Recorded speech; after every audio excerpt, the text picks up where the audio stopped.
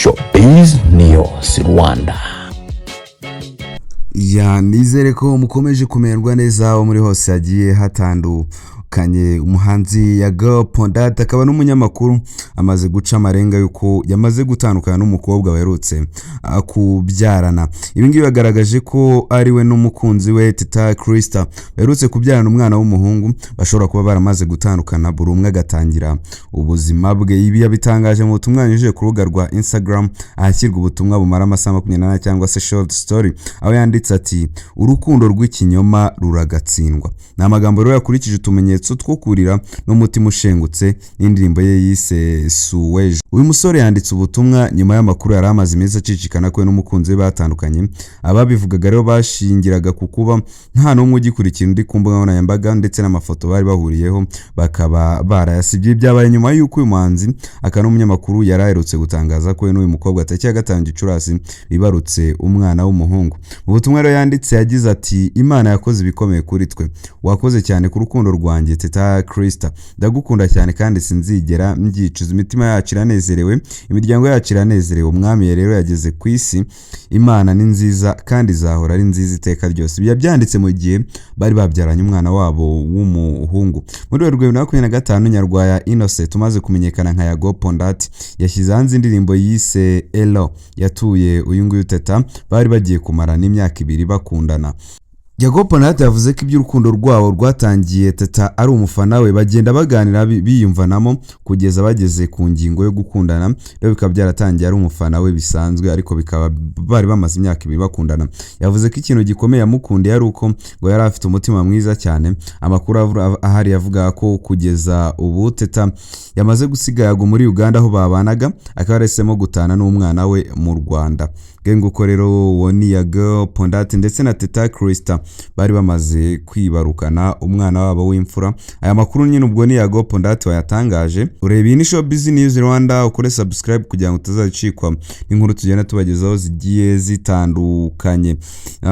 Bruce Melodie nawe abi mu biganiro bya nyuma y'imikoranire yihare na producer Roda muramuzi, yakoze indirimbo nyinshi zigiye zitandukanye. Bruce Melodie ari mu biganiro na producer Roda bigamije kuba yaba amutunganiza indirimbo, akaba umwe mu producer be bihariye, ndetse amakuru ahamya ko bisa naho biri kugana ku musozo nyuma ya hatabanye neza na Eleéeh. Bruce Melodie yanyujije ku rubuga nkoranyambaga ze yasangije abamukurikira ifoto imugaragaza ari gukorana umushinga w'indirimbo na producer Roda. Amakuru yamenyekanye nuko uyu muhanzi producer Roda bari mu biganiro bya nyuma n'imikoranire, aho yifuza kumugira umukora indirimbo wihariye cyangwa se personal producer.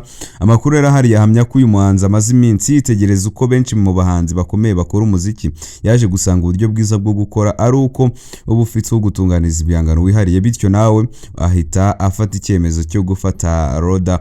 Uretse Roda bazabakorana umunsi ku munsi. Andi makuru avuga ko ibiganiro bigikomeje no kuri City Beat, ku buryo nawe yaba ari umwe mu batunganya indirimbo ku rwego mpuzamahanga, bakaba nawe bakorana bihoraho. Ibi byose rero ni zimwe mu mpinduka zishobora kugaragara kuri Bruce Melodie unitegura gusohora indirimbo ye nshya yiswe Pom Pom yakoranye na Diamond Platnumz, Joel Brown. Hanyuma indi nkuru n'ubundi njyaho nongeye ngarukeho nimba utarabonye ni ya Chris Easy nyuma yo kubura umubyeyi we, nyangwa se nyuma yo gupfusha nyina. Chris Easy yapfushije na nyirakuru we.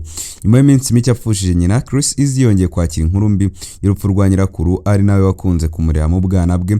Amakuru yamenyekanye rero ko uyu mubyeyi yitabye Imana kuri 24 Kamena 2025 azi uburwayi yari amaranye igihe. Bivugwa ko kandi uburwayi bwe bwakabije umurego nyuma y'uko umukobwa we yitabye Imana cyangwa se nyina wa Chris Easy yitabye Imana, hanyuma nyirakuru nawe uburwayi bwe butabukaza umurego. Junior Gitire usanzwe ureba inyungu za Chris Easy yavuze ko uyu mubyeyi yitabye Imana aguye mu rugo aho yari atuye.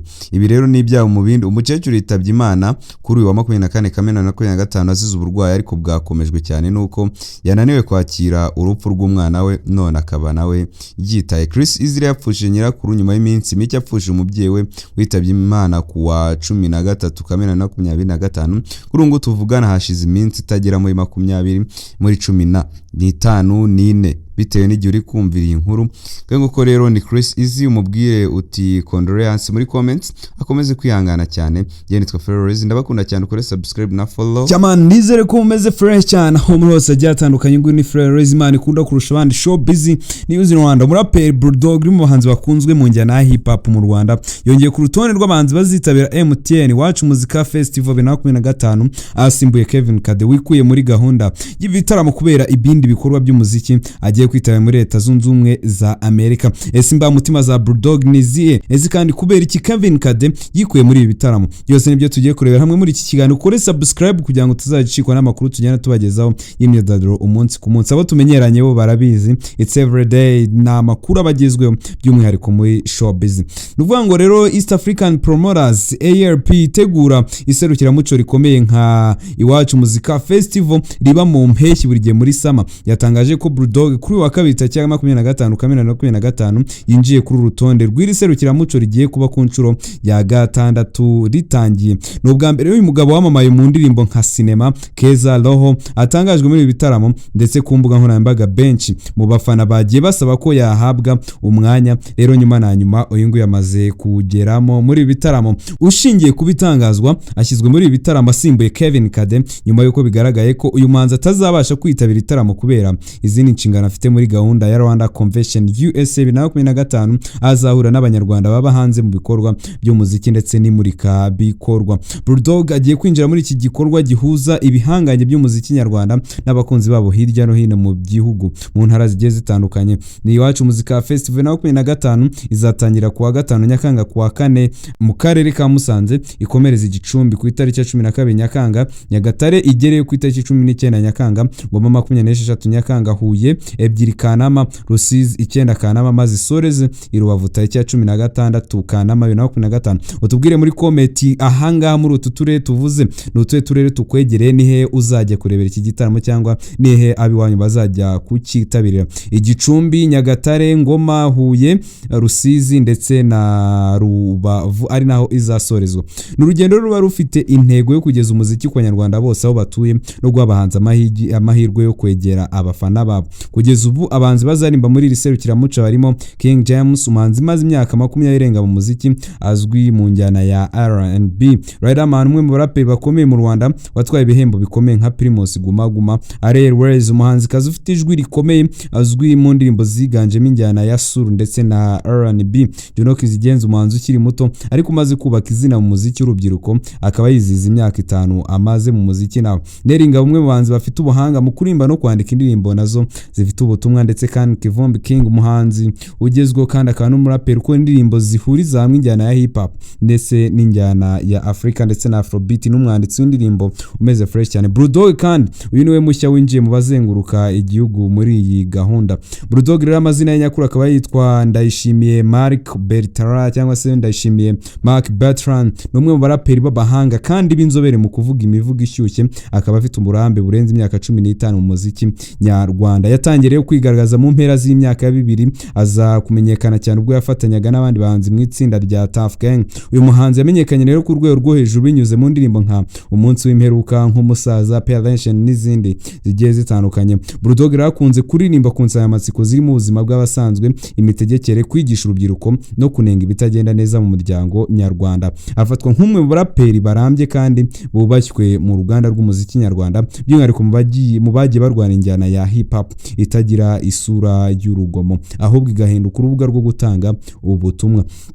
Kongera Bulldog kuri urutonde rw'abazitabira MTN Iwacu Muzika Festival bivuze iki? Aya ni amahirwe adasanzwe ku bakunzi ba hip hop, aho benshi rero bagaragaje ko ari amahirwe yo kongera kumubona ku rubyiniro by'umwihariko mu turere two hirya no hino tw'igihugu aho atajya aboneka kenshi. Iri serukiramuco rero rizajya riba buri wa gatandatu, rifungurwe ku buntu ku bantu bose.